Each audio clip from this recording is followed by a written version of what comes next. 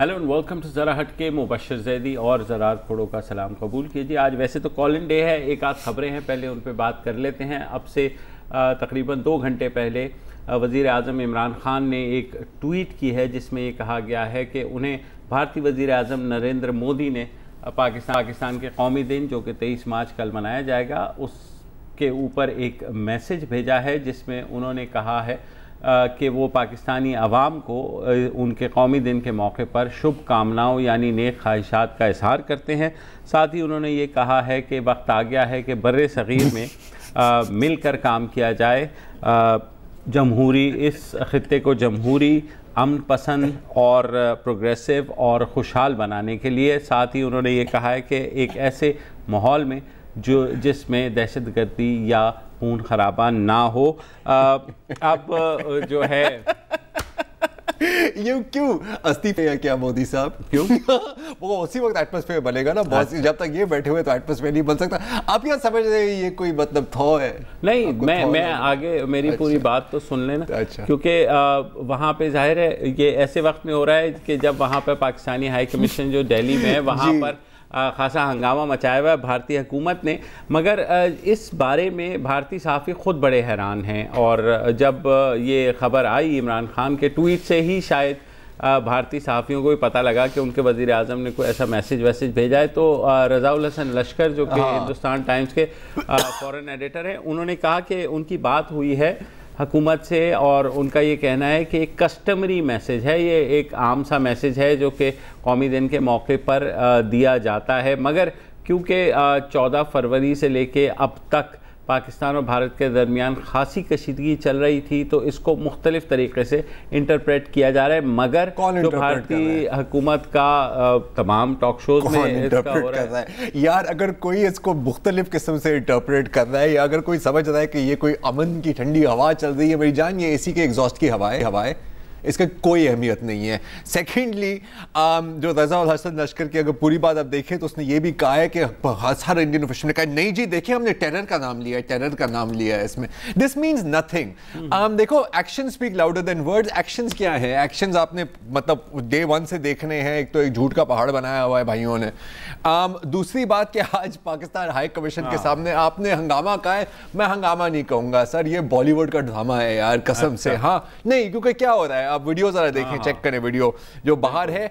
भारतीय हुकूमत के ऑफिशियल्स लोगों की गाड़ियां रोक रहे हैं, कहने के सर इन्विटेशन दिखाएं और फिर कह रहे हैं कि जी देखें भारत की हुकूमत ने पुलवामा हमला के बाद बॉयकॉट किया। अब आपने अपनी ज़मीर की आवाज़ से पूछें कि आपको जाना चाहिए या नहीं जाना चाहिए। साथ में रो भी ले, थोड़ी ग्लिसरीन डाल ले आंखों में ना मेरी जान।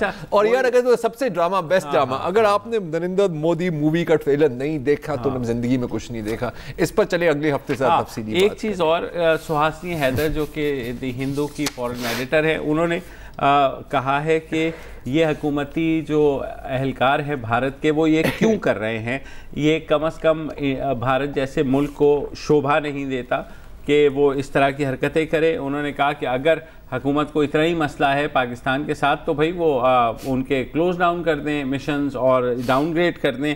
लेकिन उन्होंने कहा ये जो हुकूमत कर रही है भारतीय हुकूमत ये बिल्कुल पेटी है, यानी बिल्कुल एक नीच हरकत है और अनडिग्निफाइड है। यानी कि नहीं, बिल्कुल मैं एक चीज से डिसएग्री करूंगा। जो ये कह रही है ना कि शोभ नहीं देता, बिल्कुल शोभ देता है यार।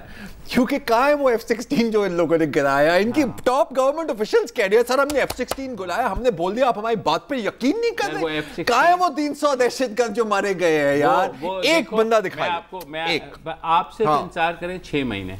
अच्छा, जब मूवी बनेगी, फिल्म आएगी, उसमें F-16 भी होगा और 300 क्या 600 बंदे होंगे। ये बात वो है जो है ना। और F-16 भी 2 निकलेंगे, आप ये देखना, 2 दर्जन निकलेंगे। बिल्कुल 2 दर्जन जनाब ये देखे हमने मार दिए तो और गुलेल से उड़ाने होंगे जमीन से ठा।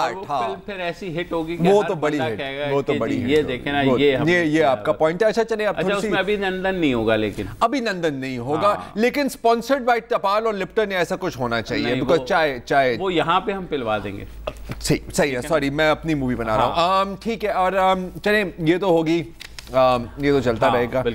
एक बहुत अफसोसनाक वाक़या आज पेश हुआ है कराची शहर में, जब मुफ्ती तकी उस्मानी साहब जो बहुत ही नामवर और बहुत ही नेक स्कॉलर हैं, आलिम दीन है और very well known and very righteous man. उन पर एक कातिलाना हमला हुआ है, अल्लाह का शुक्र है कि वो तो बच गए जी बिल्कुल, लेकिन अफसोस की बात है कि 3 और लोग जहाँ बहक हुए हैं, जिसमें एक और आलिम दीन और इनके दो पुलिस गार्ड और एक पुलिस गार्ड के बारे में थोड़ा सा मैं आपको बताना चाह रहा हूँ कि उनका नाम है फारूक, जो आज शहीद हुए हैं इस कातिलाना हमले में। उनके 3 बच्चे हैं और तीनों के 3 नाबीना हैं। ये आज मैंने सोशल मीडिया पर भी खबर पढ़ी है और फिर तस्दीक भी हुई है, बच्चों की फुटेज भी आप देख रहे होंगे।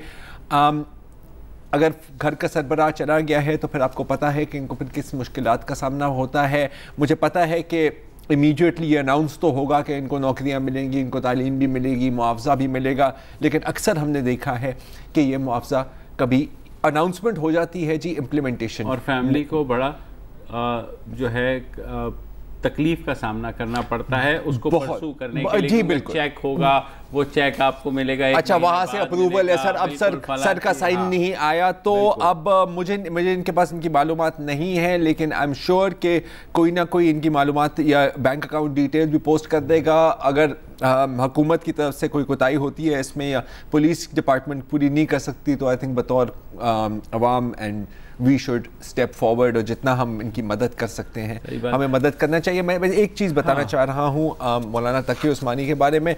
करियर तो उनका बहुत लंबा है, फेडरल शरीयत कोर्ट के भी जस्टिस रहे हैं, इस्लामिक बैंकिंग पर मुशीर हैं, अभी भी काफ़ी बैंक्स में। इनके जो बड़े भाई हैं मुफ्ती रफ़ी उस्मानी, आपको याद होगा कि दारुल उलूम कुरंगी के जो प्रिंसिपल भी हैं, ये उन चंद उलमा में से हैं जिन्होंने आसिया बीबी के फैसले के बाद एक ओपन लेटर लिखा था सुप्रीम कोर्ट के फैसले के हक़ में और कहा था कि अगर ये कोर्ट ने फैसला दिया है तो हमारे पर लाजिम है कि हम इसको सपोर्ट करें और इसकी रिस्पेक्ट करें। और मुफ्ती तकी के बारे में भी मैं आपको बताऊं कि जब मशाल खान का कत्ल हुआ था तो ये I think one of the first उलमाए दीन थे जो ऑन रिकॉर्ड आए थे एक टीवी इंटरव्यू में और कहा था कि किसी शख्स को ये हक़ नहीं है कि वो कानून अपने हाथ में रख के और गुस्ताखी के इल्ज़ाम पर किसी की जान ले।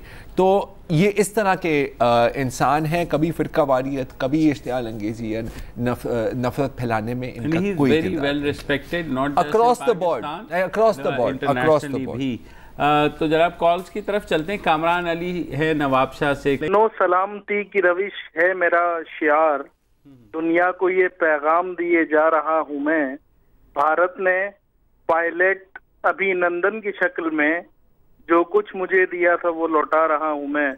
इमरान खान के पैगाम, अमन के पैगाम को पजीराई खूब दुनिया में भी मिली और भारत ने भी अब उसे तस्लीम कर लिया है और इमरान खान जो है दुनिया के बड़े लीडर बनने जा रहे हैं। मुझे ये नजर आ रहा है। देखिए जिस तरह इमरान खान ने सारे चीज़ को टैकल किया तो हमने बारहा उस चीज़ को अप्रिशिएट किया। पाकिस्तान ने पहली दफ़ा बहुत मैच्योरली सिफारती सतह पर भी और मुल्की सतह पर भी इसको बहुत ही मैच्योरली टैकल किया है। तो I agree with you on this के बिल्कुल ये जो है जो हमने अमन की बात की और उसका अगर जवाब आता है और अगर ये चीज़ आगे बढ़ती है तो ऑब्वियसली इसमें हमारी जो पोस्चरिंग है, हमारी सिफारती कोशिशों का बहुत बड़ा एक हाथ होगा। नहीं बिल्कुल। अच्छा, जहाँ तक पाकिस्तान और भारत की बात है तो एक थोड़ी सी हमें रियलिटी चेक की भी ज़रूरत है और थोड़ी सी मायूसकुन बात लगे शायद लोगों को, लेकिन ये जो पुलवामा के बाद जो स्कर्मिशिंग हुई है इसमें बेशक we had the upper hand, ठीक है, मतलब मिलिटरीली भी आप देख लें, डिप्लोमेटिकली भी आप देख लें, पब्लिक रिलेशंस के तौर पे भी देख लें, इनको मतलब काफ़ी एम्बैरेसमेंट का सामना पड़ा है, लेकिन लॉन्ग टर्म प्रोग्नोसिस अच्छा नहीं है और वो उसकी 2-3 वजूहात हैं, काफ़ी डिटेल में मैं नहीं जा सकता। जो S-400 या S-300 मुझे याद नहीं है मिसाइल डिफेंस सिस्टम्स इंडिया ने प्रोक्योर की हैं और डिप्लॉय किए हैं, वो फॉरवर्ड पोजीशंस में होंगे। Next time around the situation will be different.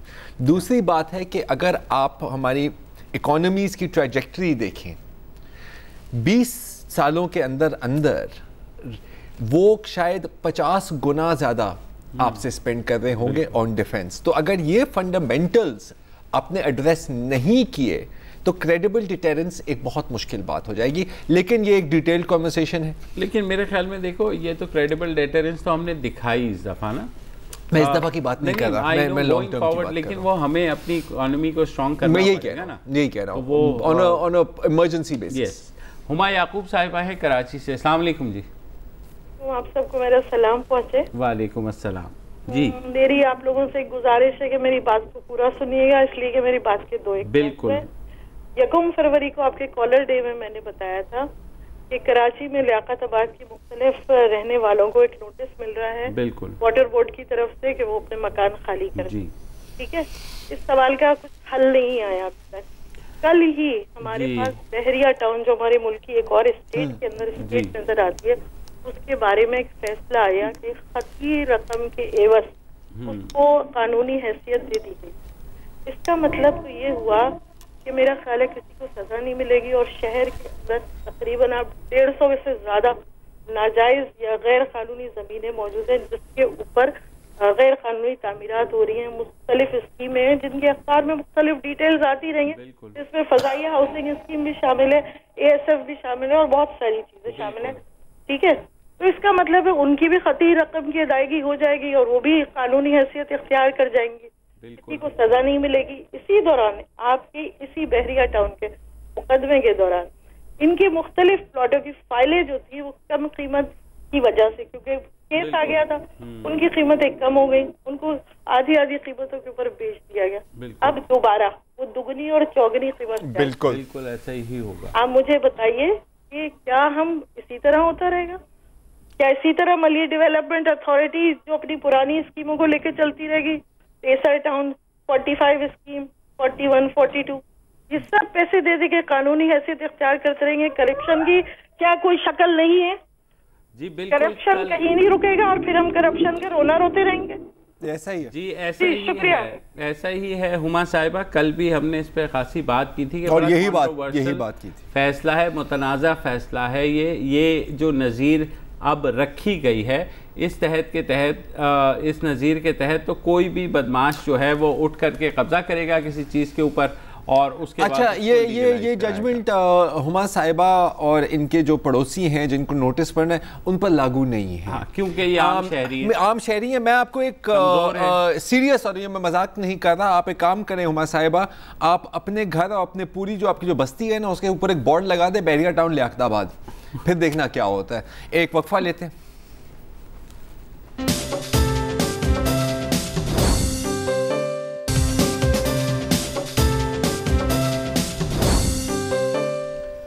Welcome back. नजीबुर Rahman साहब हैं हैदराबाद से। अस्सलाम वालेकुम सर। अस्सलाम सर। अल्लाह का शुक्र, आप ठीक हैं सर?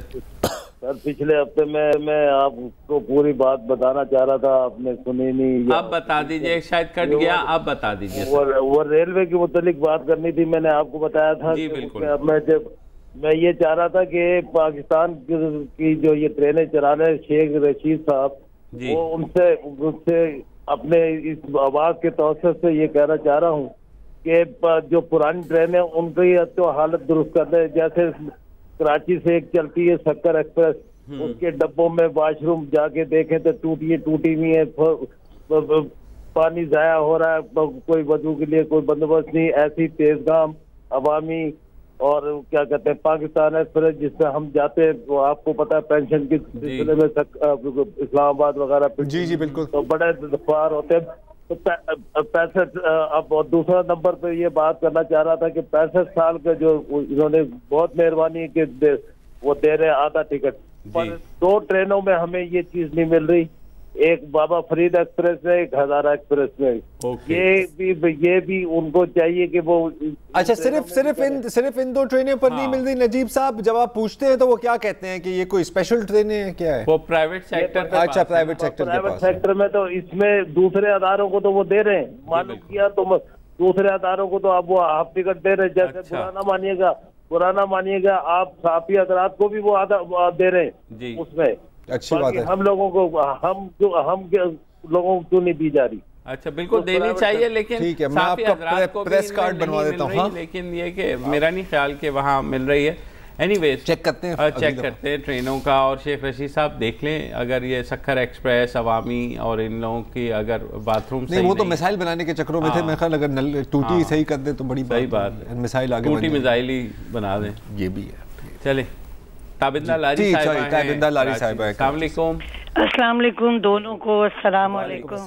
और वैसे जरा एक्टिंग आप भी अच्छी कर लेंगे, कोई आप भी बना ले डॉन के साथ मिलके। मैं तो कितनी देर से कोशिश, जो भी मतलब इंटरव्यू होता है डायरेक्टर अच्छा, हम स्पॉन्सर कर देंगे, आप बनाइए, आप शुरू कीजिए। अच्छा, बात ये कहनी थी कि सुना है पड़ोस से संदेशा आया है, तो ये कहना बनता है कि तजाहुल, तगाफुल, तबस्सुम, तकल्लुम, यहाँ तक तो पहुँचे वो मजबूर होकर। अच्छा, दूसरी बात ये, अभी जो हुमा का फोन आया था जी।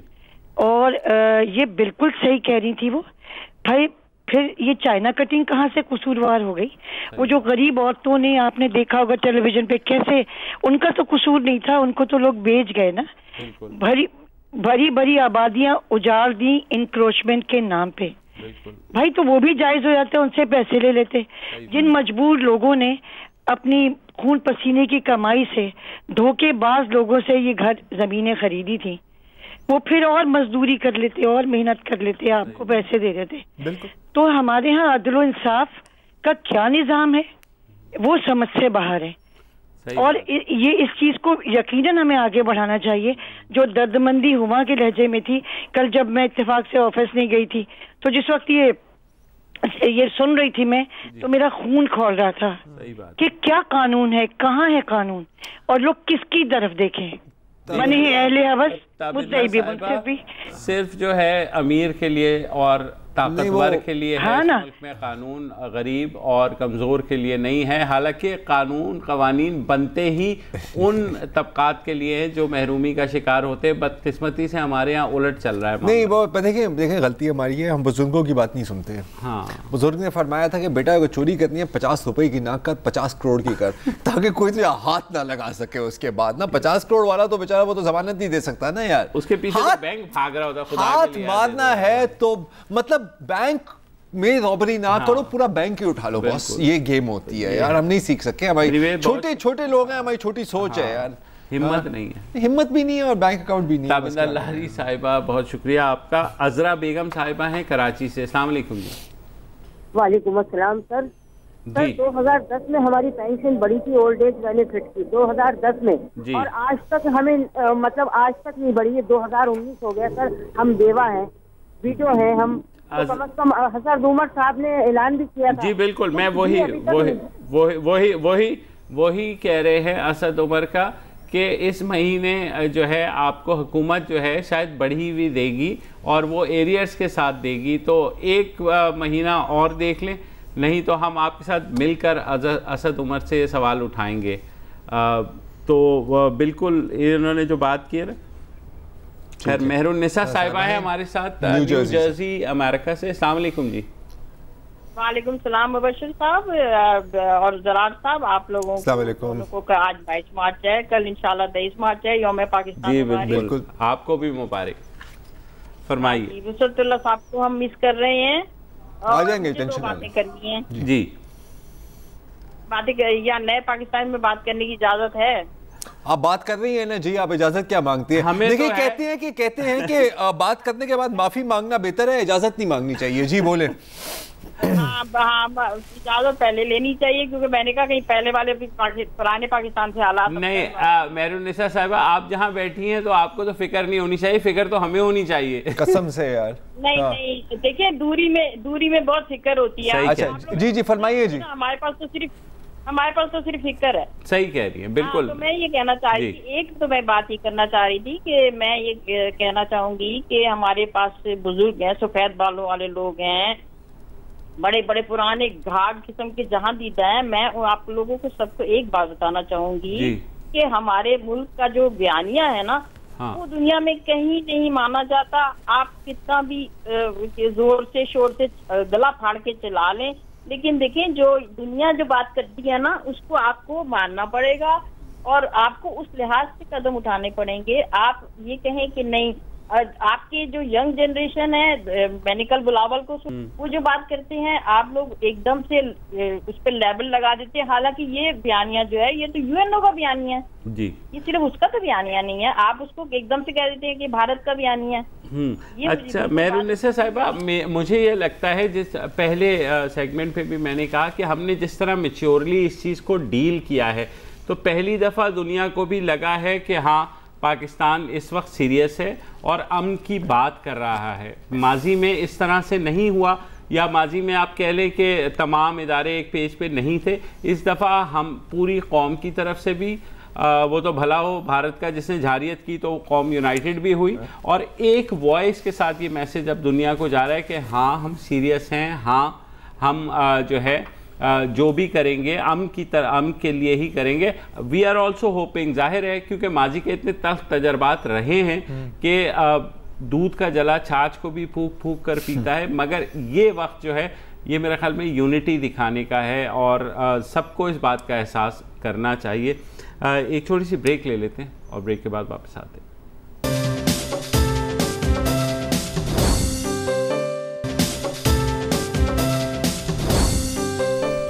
Welcome back. और मैं अगले कॉलर हैं रहील अशद साहब कराची से। अस्सलाम वालेकुम जी।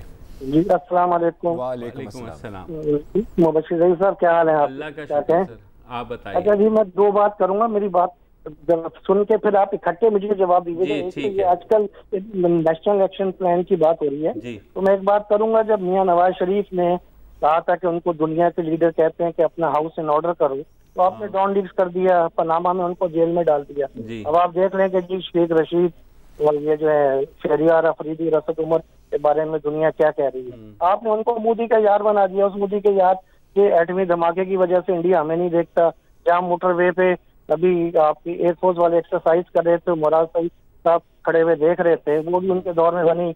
उन्हीं के दौर में JF-100 का प्रोजेक्ट हुआ।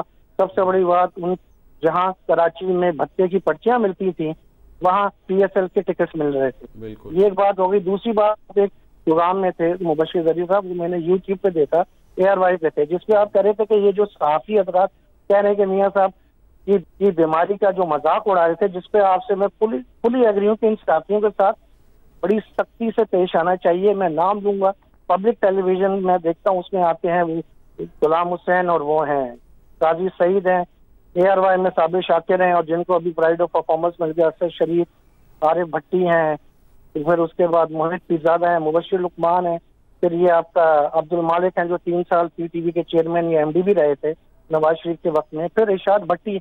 इन लोगों के अंदर मैं माजरत के साथ शर्म और हया नहीं है। पहले उनकी ऑपरेशन का मजाक उड़ाया, फिर उनकी बीवी कुलसूम नवाज की बीमारी का मजाक उड़ाया, अब उनकी बीमारी के ऊपर फिर ये इस किस्म की बातें कर रहे हैं। तो मैं आपसे ये सवाल करता हूँ, सहाफी आप लोग एक जिम्मेदार लोग हैं माशाल्लाह, आपकी बात दिल में उतरती है। कम से कम मैं तो आप लोगों की बात फॉलो करता हूँ और उसमें से अच्छी बात अपने अंदर दिलचस्प करता हूँ उसके सीखने के लिए। मुझे अफसोस के साथ इन लोगों को शर्म नहीं आती इस किस्म की बातें करते हुए कि जी किसी की बीमारी के ऊपर इस किस्म की बात करें। NRNO की आज आपको मैं एक बात बताता हूँ, आखिरी बात है कि 2007 में जब मुशर्रफ ने इमरजेंसी तो लगाई थी और इफ्तिखार चौधरी को कैद किया, तो आपको पता होगा कि इमरान खान को इस्लामी जमीयती तलबा ने पंजाब यूनिवर्सिटी में मार मार के पुलिस के हवाले किया था। ये शख्स 5 से 7 दिन जेल में रहा। इसकी 4 बहनें और इनकी 80 साल की खाला माल रोड पे आई, पुलिस ने उनको मारा। फिर इनकी साबका बीवी जमाना ने ब्रिटिश गवर्नमेंट टोनी ब्लेयर थे उनसे इन्फ्लुएंस करवा के परवेज मुशर्रफ से इनका NRO करवाया कि जी इनको छोड़ दें, ये जो है जजों की मूवमेंट में हिस्सा नहीं लेंगे। आपको पता है कि जब लॉन्ग मार्च हो रही थी ये कहीं छुपे हुए थे, ना पता था कि जी इमरान खान कहाँ है। ये तीनों बातें की, प्लीज इन तीनों बातों का आप मुझे जरूर से जवाब दें। बहुत शुक्रिया जी। अस्सलाम वालेकुम। आपकी देखिए काफ़ी बातों से मैं एग्री करता हूँ। लॉन्ग मार्च में भी नवाज शरीफ का किरदार था जो जजों की बहाली में, इसमें कोई शक नहीं है। नेशनल एक्शन प्लान के बारे में कमो पेश देखें, लेकिन उन्हें सज़ा जो है वो नेशनल एक्शन प्लान या डॉन लीक्स पर उस तरह से नहीं हुई, पनामा में हुई। उस सज़ा के बारे में बहुत से लोगों का ख्याल है कि वो मुतनाज़ा सज़ा है। इसमें से एक पे उनको रिहाई भी मिल गई थी ज़मानत पे, दूसरे में अभी वो अंदर हैं।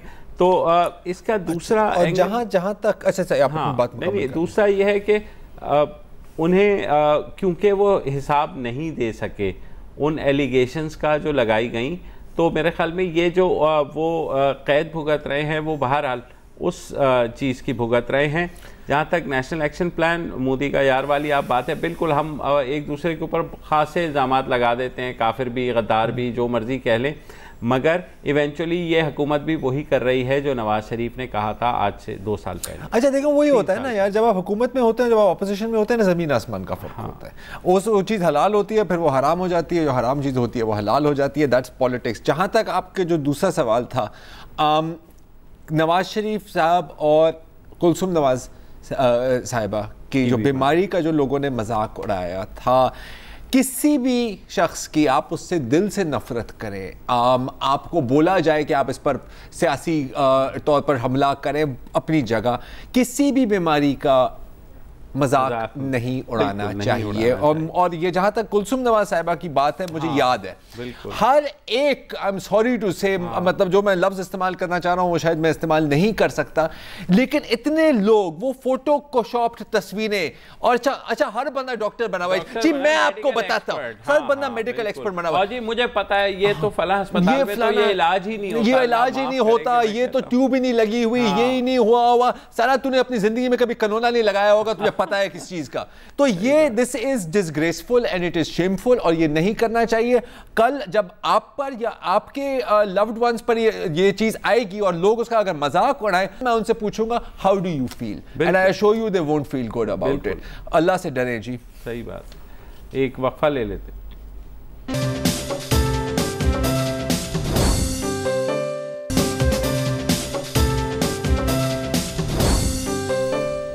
Welcome back. राशिद मुस्तफ़ा साहब हैं कराची से। अस्सलाम वालेकुम जी। सर कैसे हैं भाई? जी अल्लाह का शुक्र। फरमाइए। आपको मैं ये जो कल फैसला आया है मलिक बहरिया के हक में और तो उस सिलसिले में बात करना चाह रहा था। करें जी। जितने भी कल प्रोग्राम आए जिसमें एंकर हजरात ने इस तरह से मलिक बहरिया को पेश किया कि ऐसा लग रहा था कि वो पाकिस्तान के सबसे बड़े सितारे, और उन्होंने कोई जुर्म किया ही नहीं, जबकि उनका अपनी पहली पेशकश 5 बिलियन रुपए की थी, जो बढ़ते बढ़ते 470 पे जाके टर्मिनेट हुई। 460। उससे आप अंदाजा करें कि वो कितना बड़ा क्राइम होगा कि जिसको कवर अप किया इतने रुपए में। और फिर उसके बाद लोगों ने आके, आफ्ताब सिद्दीकी साहब MNA है कराची के, कल उन्होंने एक प्रोग्राम में मलिक बहरिया को ऐसा जाहिर किया कि उनसे बड़ा शहंशाह कोई है ही नहीं सनत व हरफत की पाकिस्तान की तारीख में, और इतने बड़े वो उन्होंने 4 साल में जंगल में मंगल बना दिया। जी सर। दिया जो 1 लाख रुपए में एकड़ ली उन्होंने, बाद में 1 लाख रुपए गज बेच रहे हैं। बिल्कुल। और उसको वो हम बता रहे हैं। राशिद भाई देखें, कल हमने इस पे बड़ी तफसील से बात की थी और कमोबेश उन्हीं लाइंस पे बात की थी जो आपने की, कि जो जिन गरीब लोगों की वो ज़मीन थी उसका क्या होगा, ये लीज कैंसिल की थी उसका क्या होगा। कल तो प्रॉपर्टी डीलर्स की ईद थी कराची में, बाकायदा आतिशबाजियां हुई हैं, तो भंगड़े पड़े हैं, उसमें सब शामिल हैं। और बदकिस्मती से कुछ टीवी चैनल्स हैं, नहीं पता है क्या है, जो छोटे लोग होते हैं ना वो टीवी चैनल पर इश्तिहार खरीदते हैं। हाँ। कुछ लोग चैनल खरीद लेते हैं। बिल्कुल। वो जैसे कुछ लोग सियासतदान खरीदते हैं, कुछ लोग सियासत खरीद लेते हैं। बॉस तो मतलब मैं भी कहता हूँ कि सर बस सैल्यूट है बॉस। मतलब नहीं, I mean we agree with whatever काम करना तो ऐसे काम करो, नहीं तो ना करो यार, ना करो। मोहम्मद शुएब साहब हैं कराची से। अस्सलाम वालेकुम। वालेकुम अस्सलाम। कैसे हैं? अल्लाह का शुक्र। फरमाइए। मुझे ज़रार आपके ज़रा स्मार्ट लगते हैं, आप तो खैर हैं ही अच्छे। अच्छा, मैंने फर्स्ट टाइम फोन किया है। यानी इसका मतलब है कि तुम ऐसे ही हो, जरार स्मार्ट हैं, तो सब कह देना। अच्छा हाँ, नहीं मैंने सुना नहीं। थैंक यू यार, थैंक यू। ये मैंने इसलिए किया थी। सही बोला है, कोई ऐसी मतलब हक की बात की आपने। मतलब अगर आप शौक हैं थोड़े से, हाँ, तो ये मुझे ज़रा अच्छे लगते हैं, और आप जरा जो है संजीदा हैं।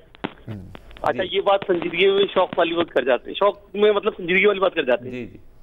अच्छा सर, मुझे बात एक इंतहाई इम्पोर्टेंट करनी थी, जो कि हमारे ना तो मीडिया उठाता है मसला, और ना ही हमारी आवाम उठाती है, और ना ही हमारी हुकूमत उठाती है, और हम उसके बारे में सोचते भी नहीं है। देखिए, मसला ये है कि अभी क्या नाम है, समझौता एक्सप्रेस में हमला हुआ था, उसमें लोग मर गए थे। कराची आर्मी स्कूल के ऊपर हमला हुआ, उसमें लोग मर गए, ठीक है ना। इसी तरह न्यूजीलैंड के अंदर लोग मरे हैं, ठीक है ना। अब इसकी वजह क्या चल रहा है? आप ये सोचिए कि क्या चल रहा है कि हम लोग जो है मुसलमान ही दहशतगर्द हैं सिर्फ। अब ये देखिए कि वहाँ जो है सब कुछ करते हैं और आए दिन जो है ना वायरल होती रहती है। मुंबई में जो मतलब हमले होते मुसलमानों पे गाय के ऊपर कत्ल कर देते हैं, वो दहशतगर्दी नहीं है। मैं गलत कह रहा हूँ, सही कह रहा हूँ?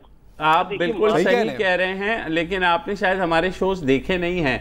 हम बड़े तवातुर के साथ जो कुछ भारत में हो रहा है उस पर बात करते हैं, खसूसन गांव रक्षक के जो हमले होते हैं, वहाँ व्हाट्सएप के ऊपर जो कत्ल हो रहे हैं, सारा वो हम रेगुलरली उस चीज़ को कवर करते हैं। समझौता एक्सप्रेस पे भी हमने शो किया, उसके अलावा न्यूजीलैंड के ऊपर भी हम शो कर रहे हैं और यही चीज़ बताने की मेरा ख्याल है कि शायद इनका इशारा उस तरफ है कि दुनिया में इसको दहशतगर्दी नहीं समझा जाता। और बिल्कुल जहाँ तक ये गांव रक्षक वाली चीज़ें हैं, इसको ज़्यादा विजिलेंटिज्म समझा जाता है, कत्ल समझा जाता है, इसको दहशतगर्दी की कैटेगरी में नहीं डाला जाता। उसकी भी कुछ वजूहात हैं।